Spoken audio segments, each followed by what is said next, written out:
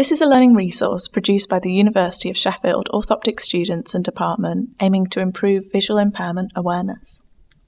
The information for this learning resource was gained by conducting focus group discussions with people attending the Sheffield Royal Society for the Blind, or SRSB.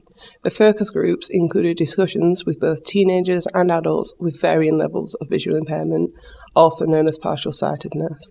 Group discussions were also conducted with clinical orthoptists from the Sheffield Children's and Royal Hallamshire hospitals and charity staff from both the SRSB and the Royal National Institute for Blind People to gain insight from their experiences.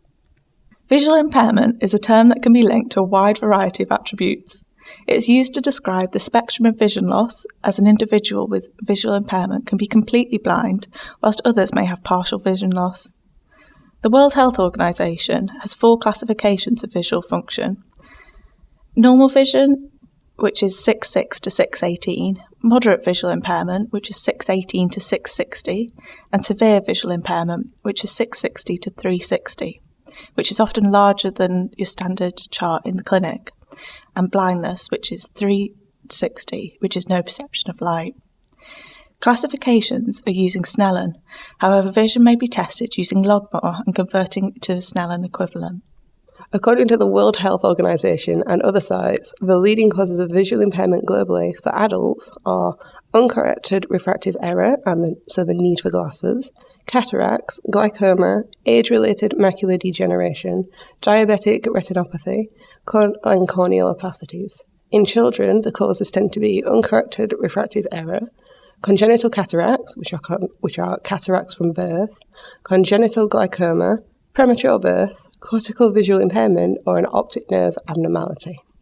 This slide shows what the world looks like for somebody with age-related macular degeneration, a cataract and glaucoma, and diabetic retinopathy, and how it can look different to somebody who is normally sighted. Visual impairment can present individuals with a variety of difficulties in everyday tasks, such as food shopping and cooking, where locating items may be difficult. A wide range of support is available to those with visual impairment, but can differ depending on where they live, and not every patient is aware of the available support. Many patients perceive that the general public to be quite inconsiderate, as they may not always look visually impaired. Support for children is accessible up to secondary school. Individuals receive support with general tasks within the classroom and school environment, including moving around the school and schoolwork tasks. Support is less accessible as students progress to higher education, including college or above, where they receive much less support and find it very difficult. Teenagers with visual impairment reported that they often want to remain as independent as possible. Too much help could sometimes cause them to feel slightly patronised and disrespected. It is important to respect the level of support that each individual patient with visual impairment requires. People with visual impairment have found great difficulty using public transport. Buses are very difficult to use as there are no announcements and bus drivers are often not very helpful. Trams are seen as better as they have announcements to say where the tram is, and the signs for the open and closed door are written in Braille. The council taxis are difficult because they either turn up too early or don't turn up at all. Adults find tasks like food shopping and cooking difficult as it's hard to know where things are, and they often know that they feel the general public can be quite inconsiderate due to a lack of awareness and understanding of visual impairment. For people with visual impairment, navigating around a hospital has been proven to be very difficult. Often patients with visual impairment feel forgotten about whilst waiting for appointments. It is as if staff try to avoid them as they aren't sure how to help. For example, if patients requested to be dropped off at home, they found themselves waiting for hours without being given further information or aid. Patients have had issues with being registered blind without being told that they are being registered or explained what it is properly. When testing a visually impaired patient in clinic, it is important to be aware of the following. Your language choice. Use terms such as measure instead of test to make it less daunting, as test implies it's something which can be failed. Their level of vision, visual acuity, and ocular status before testing. It will enable appropriate choice of investigative tests and starting points for assessing vision. Details about the patient can be found by checking their case notes and performing a detailed case history at the start of the appointment. Explain why and fully how you are going to measure vision, ocular movements, etc. Making sure you fully explain any management techniques and consider their journey through the clinic, i.e.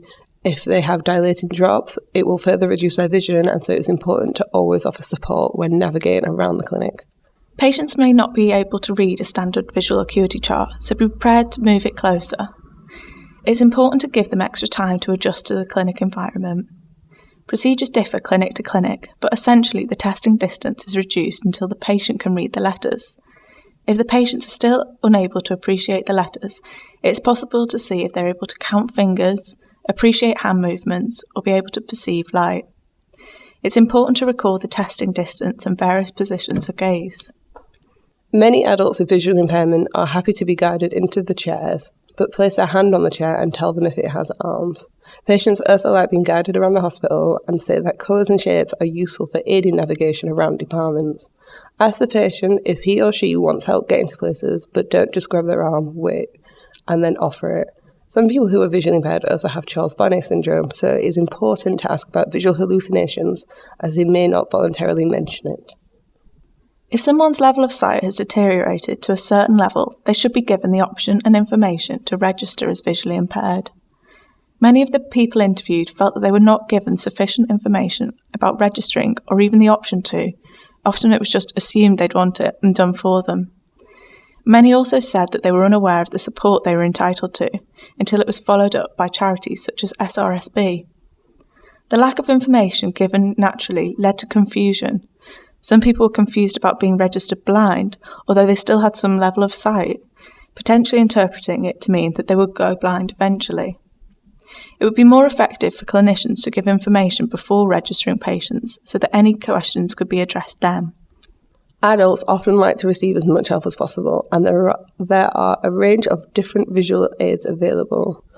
You can improve the lighting by providing specialised lamps. Speaking devices can help with everyday equipment, such as watches and kettles, and magnifiers, such as handheld or sheets, can increase the size of text, and taking photos can aid any visual problems they face. For examples of available visual aids, please go to the Vision Enhancers website.